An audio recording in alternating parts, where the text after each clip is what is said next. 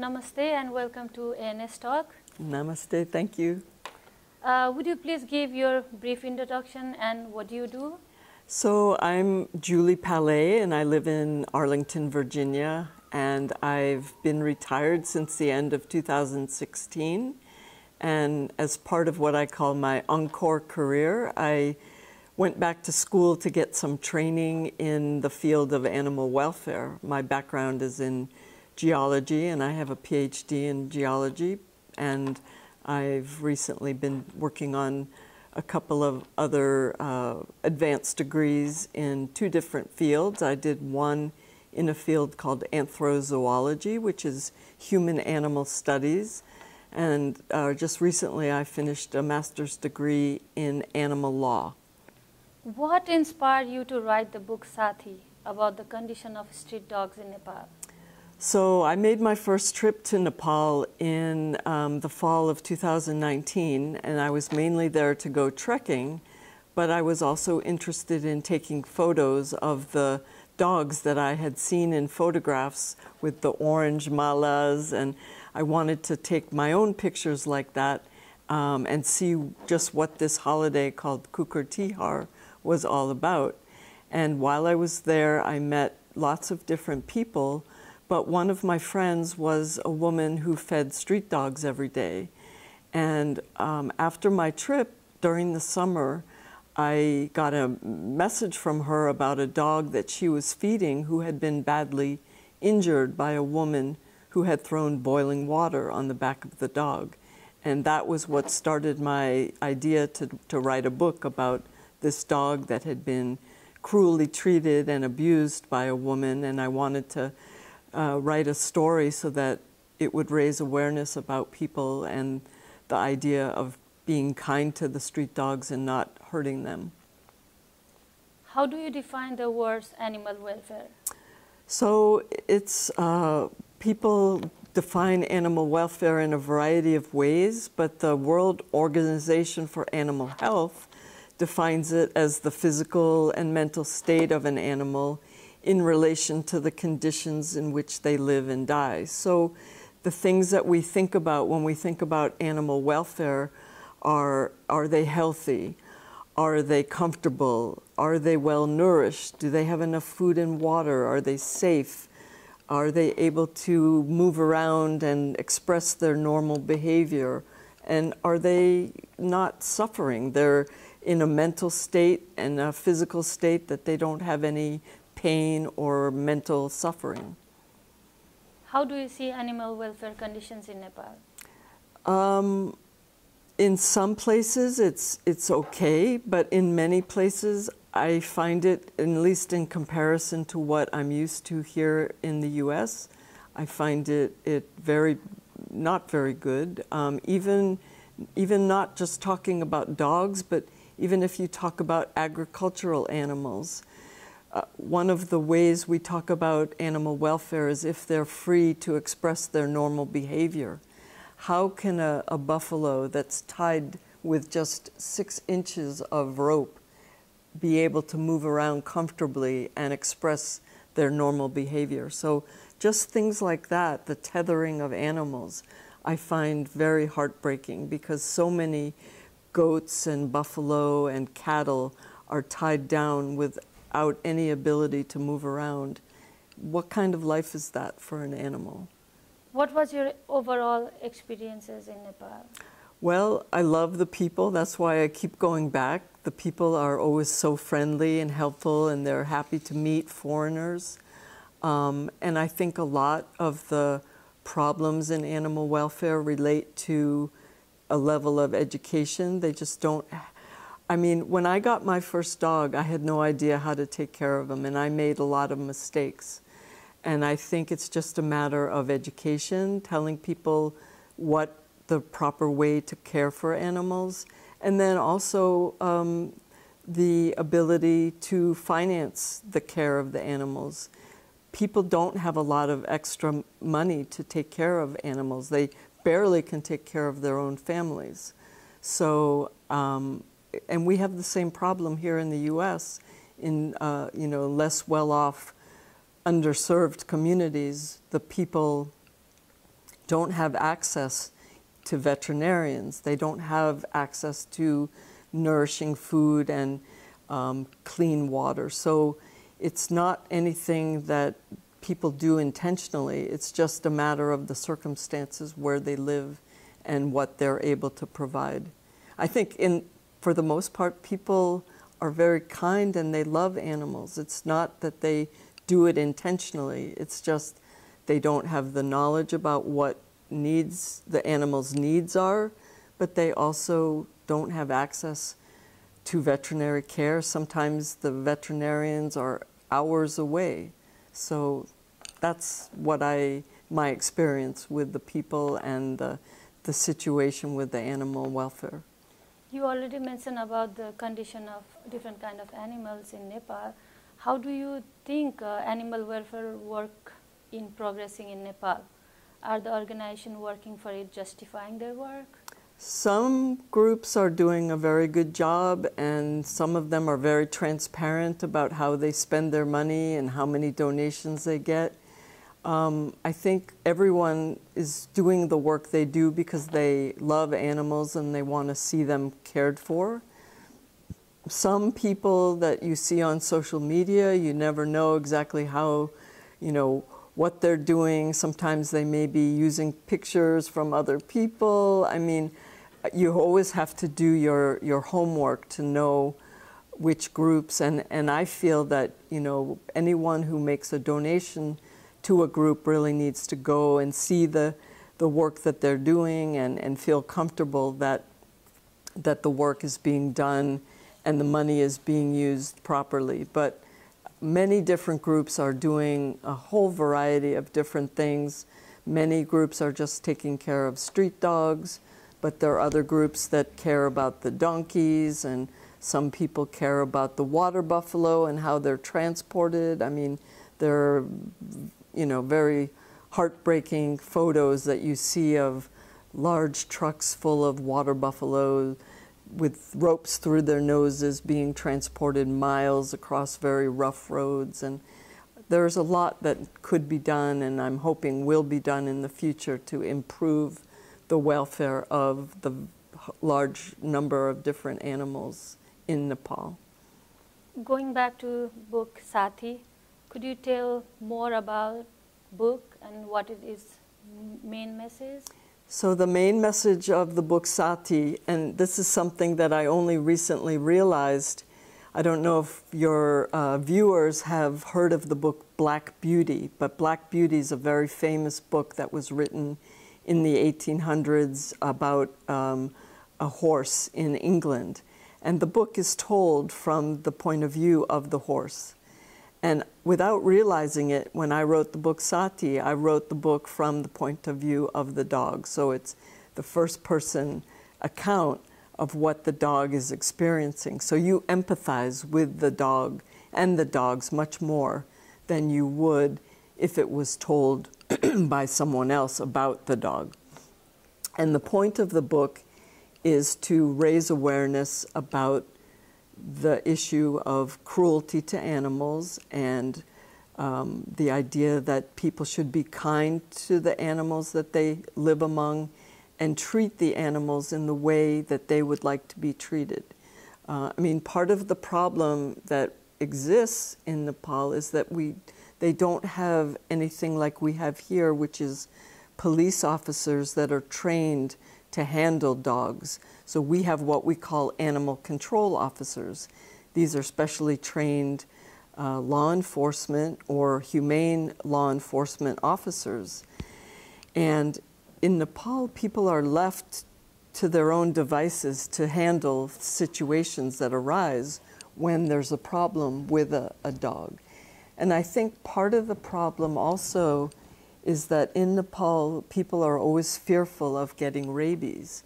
And I think that's one of the main reasons that people harm the dogs. They're actually afraid of them. And so if they have a dog in their neighborhood that they don't want around, they just take it upon themselves to use force or try to make the dog afraid or try to harm the dog.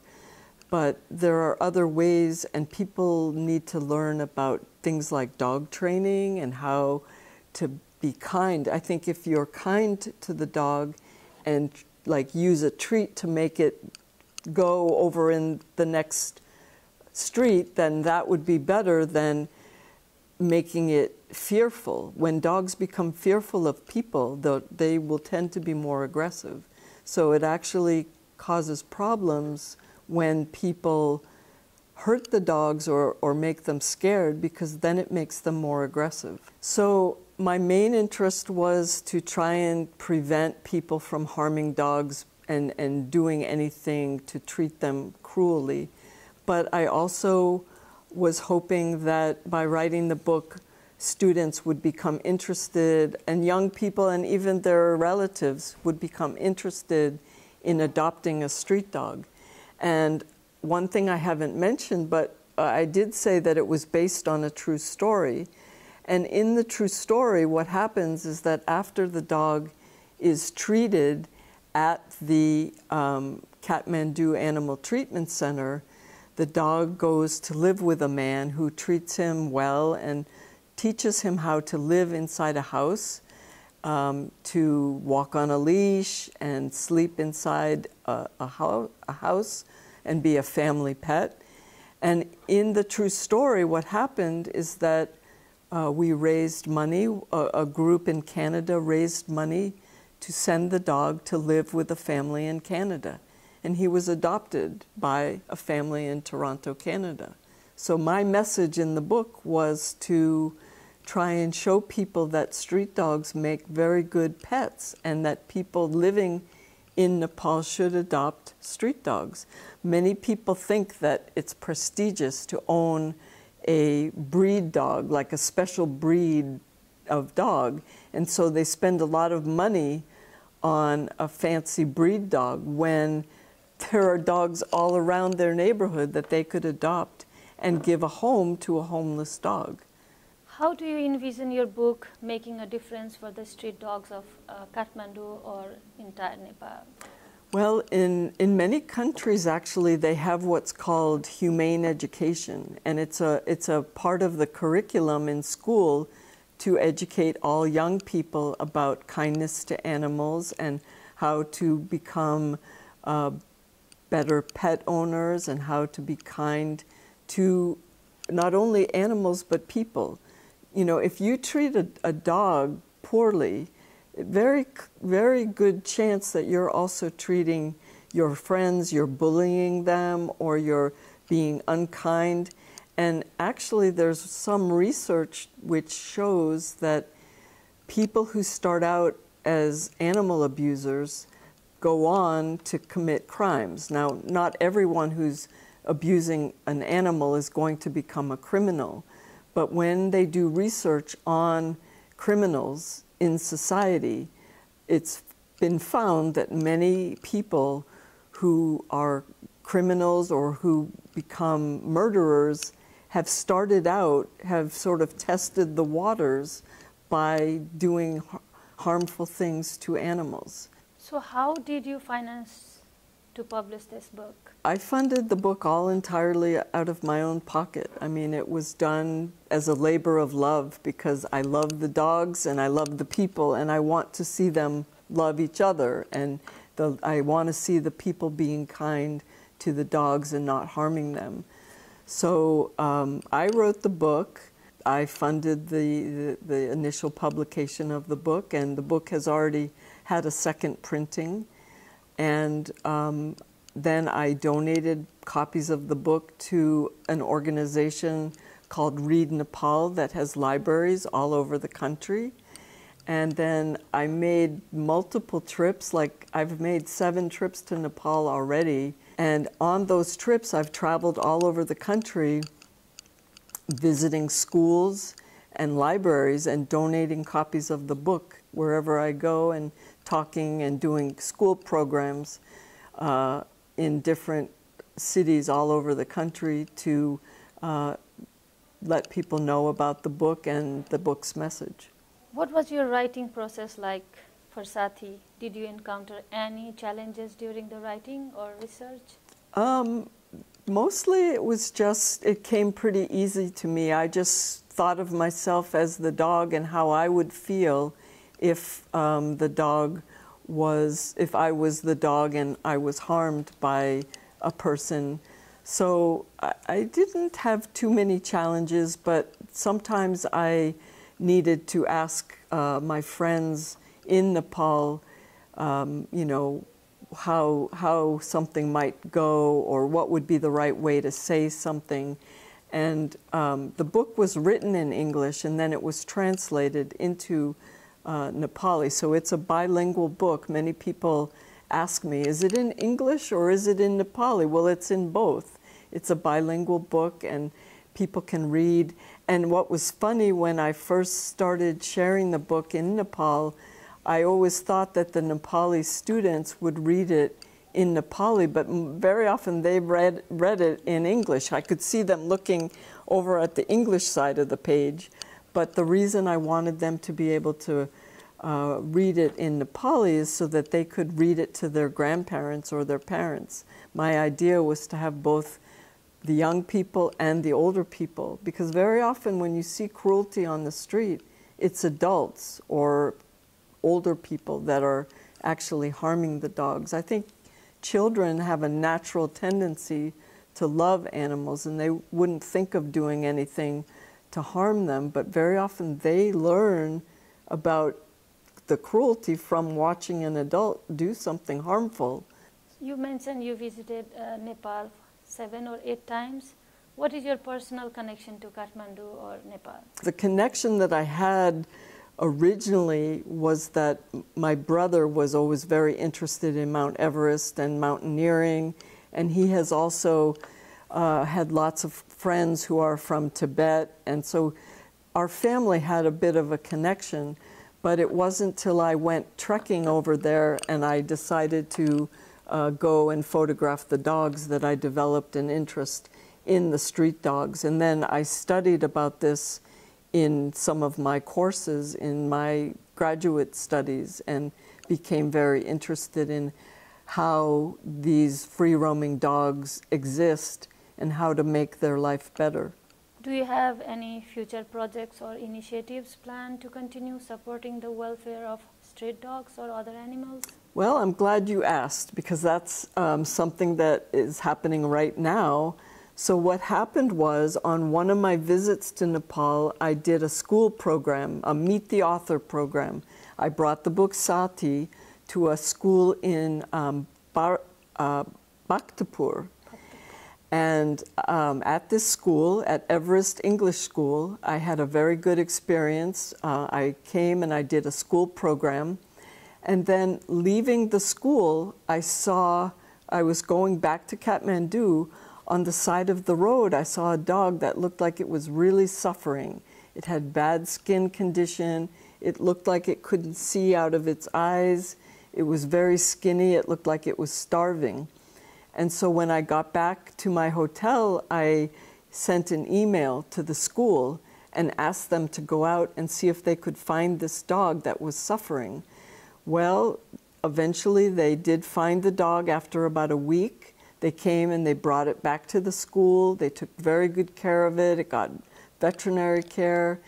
And the school became very interested in this whole issue of animal welfare. They started a club.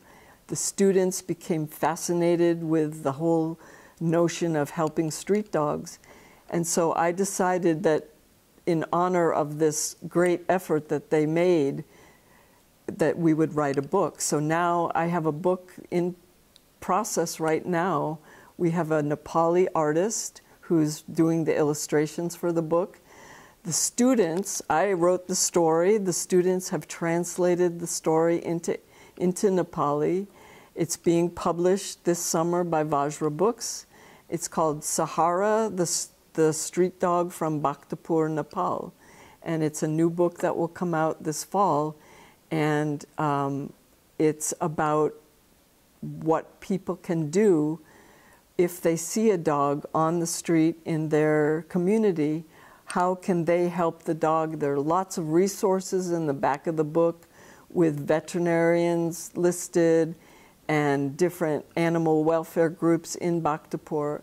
And instead of focusing on Kathmandu, it focuses on Bhaktapur and the street dogs there and what the average citizen can do to help the street dogs in their community. So how can people support your cause or get involved in helping the street dogs of Kathmandu, and how the funds raised from selling Sathi are utilized for them? Okay, so as I said, I funded the whole book, and I've donated thousands of dollars to all the different groups helping street dogs in Nepal. People can buy the book, people can share the book with their children's school, people can share the book with people in their villages. It's something that I've given copies not only to schools and libraries, but I've given it to health posts because there's information, there's a page about what people should do if they get bitten or scratched by a dog. We have the same information in the new book that's coming out. So in addition to it being a story to help educate people about kindness to street dogs, it also has very useful educational information, practical information that people can use about teaching young children how to, interact with dogs, how to be kind to them, and then also what to do if they happen to get scratched or bitten. And that kind of information is useful also at health posts in villages throughout the country. So what is the platform we can get this book from? So in Nepal, it's sold in bookstores. It's also sold on Daraz. And I have a website, www.sathistreetdog.org, that people can buy it in the US. And one thing I really think is needed is there needs to be more engagement from the government, and not only the central government, but the local governments in the different municipalities. There needs to be a partnership between the non-governmental organizations, the Veterinary Association, and law enforcement, especially law enforcement. Very often I've heard stories of people reporting cruelty to animals in Nepal, and so many times we hear that the police don't think it's important, they don't pay attention, they don't take it seriously.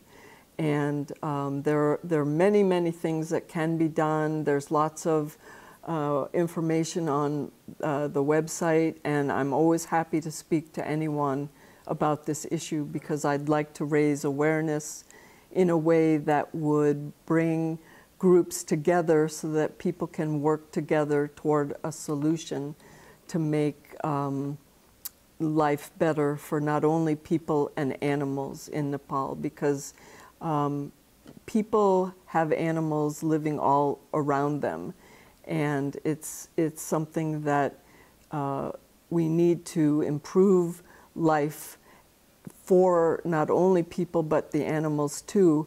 And if they ever hope to eliminate rabies in the country, it requires a better collaboration between not only the veterinary community, law enforcement, and the non-governmental organizations that are working to try and help the dog. And I really want to thank everyone in the American Nepal Society for helping me and giving me this opportunity and the platform to speak about my interest in improving animal welfare in Nepal, and also to Suratji for organizing this opportunity to be interviewed.